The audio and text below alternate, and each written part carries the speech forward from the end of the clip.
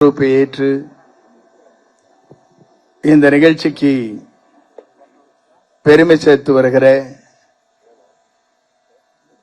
கல்வியில் ஒரு புரட்சியை உருவாக்கி நாடாளுமன்றத்திலும் சரி அமைச்சரவையிலும் சரி தனக்கு ஒரு முத்திரையை பதித்திருக்கிற முனைவர் போற்றுதலுக்குரிய விஸ்வநாதன் அவர்களை சிறந்த நிகழ்ச்சியிலே கலந்து கொண்டு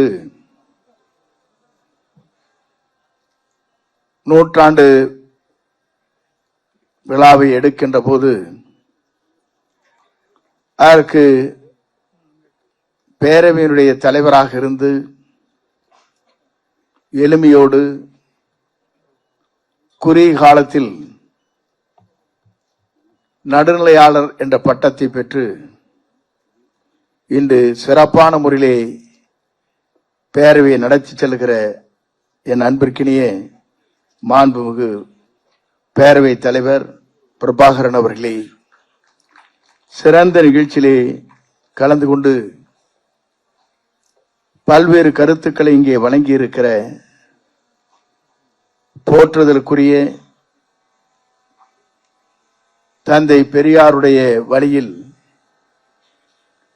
இன்று வரை அல்ல என்றும் பணியாற்றி வருகிற ஆசிரியர்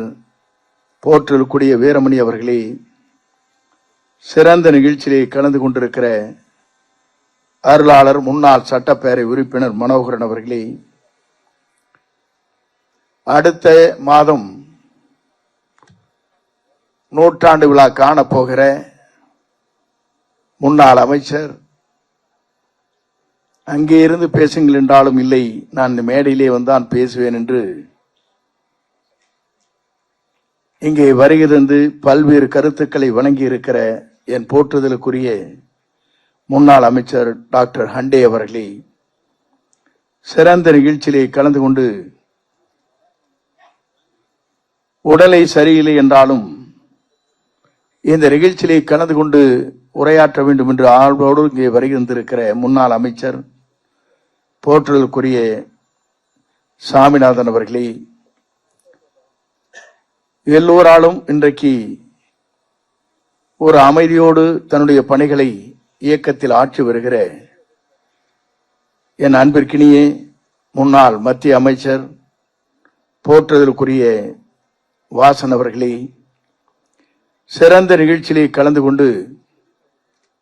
பிறந்த மண்ணுக்கு பெருமை சேர்க்கின்ற வகையில் சேலத்தில் பிறந்தாலும் உயர்நீதிமன்றத்துடைய நீதிபதியாக நேர்மையோடு பணியாற்றி சிறந்த புகழுக்குரியவராக இருக்கின்ற நீதியரசர் ஜெகதீசன் அவர்களே, சிறந்த நிகழ்ச்சியிலே கலந்து கொண்டு பல்வேறு கல்வி நிறுவனங்களை நடத்தி வருகிற என் அன்பிற்கினிய சகோதரர் ஏசி சண்முகம் அவர்களே, எனக்கெல்லாம் சகோதராக இருந்து 77 இருந்து என்னோடு இணைந்து பணியாற்றி இருக்கிற முன்னாள் அமைச்சர் அன்பிற்கினிய அருமை சகோதரர் திருநாவுக்கரசு அவர்களே, நல்லி குப்புசாமி அவர்களே, சிறந்த நிகழ்ச்சியிலே கலந்து கொண்டிருக்கிற முன்னாள் பாராளுமன்ற உறுப்பினர் என் போற்றுதலுக்குரிய ரங்கராஜன் அவர்களே, சிறந்த நிகழ்ச்சியிலே கலந்து கொண்டிருக்கிற அன்பிற்கினிய டாக்டர் அமிர்தலிங்கம் அவர்களே, சிறந்த நிகழ்ச்சியிலே கலந்து கொண்டிருக்கிற முன்னாள் பாராளுமன்ற உறுப்பினர் பாரதி அவர்களே, சிறந்த நிகழ்ச்சியிலே கலந்து கொண்டிருக்கிற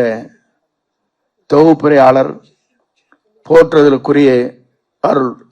சுந்தரராமன் அவர்களே, நன்றி உரையாற்றிருக்கிற எல்லோருக்கும் நன்றியோடு எங்களை அழைத்திருக்கிற ராஜசேகர் அவர்களே, சிறந்த நிகழ்ச்சியிலே கலந்து கொண்டு இந்த நிகழ்ச்சிக்கு பெருமை சேர்த்து வருகிற அனைத்து அருளாளர் பெருமக்களை, சிறந்த நிகழ்ச்சியிலே வருகை தந்து பல்வேறு கருத்துக்களை இங்கே வழங்கி இருக்கிற ஆன்றோர் பெருமக்களே, நம்முடைய போற்றுதலுக்குரிய என்றும் நம் உள்ளங்களிலே நிறைந்து வாழ்ந்து கொண்டிருக்கிற அதுவும் கொங்கு மண்டலத்திலே சேலத்திலே பிறந்து இந்தியாவிலே இருக்கிற அத்தனை தலைவர்களோடு சிறந்த முறையிலே ஒரு பண்பாளர் என்ற முறையில் எல்லோருடைய புகழோடு வாழ்ந்து காட்டியவர்தான் நம்முடைய போற்றுதலுக்குரிய தலைவர் ராஜாராம் அவர்கள் என்பதை நான் இந்த நேரத்திலே சுட்டிக்காட்ட விரும்புகிறேன். நானை குறிப்பிடுவதற்கு காரணம்